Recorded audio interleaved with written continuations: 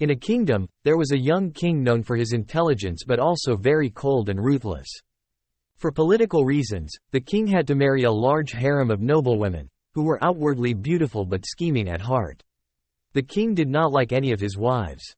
In the harem, a girl named Aris Mulb from the top noble family was the most powerful. She was deeply in love with the king, but he was always cold towards her, making her both sad and angry. One day, after winning a battle, the king brought back a war prisoner, the princess of the defeated country, and she became the king's new wife.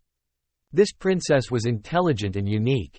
Since childhood, she learned martial arts from her father, literature from her mother, spent more time traveling on foot than in carriages, and was more familiar with battlefields than with the comfort of castles.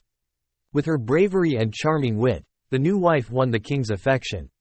For the first time, he did something he had never done before. He spent the night with his new wife in her palace. Aris, the wife, was extremely angry when she found out because, despite her beauty and wealth, the king had never spent the night at her place. He would fulfill his duty and leave immediately. He did the same with his other wives. Furthermore, each time after fulfilling her duties, the gifts the king presented to her and the other wives were all small and simple, identical to each other, because he actually didn't care about them.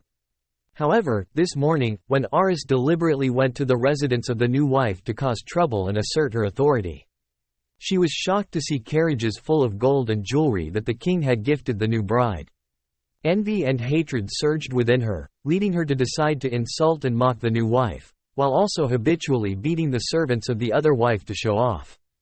But the new wife was not one to be easily bullied. She stood up to protect her servant, making Aris look foolish and even sent Aris away. The new bride warned Aris that if she ever bothered her again, things would escalate beyond just words.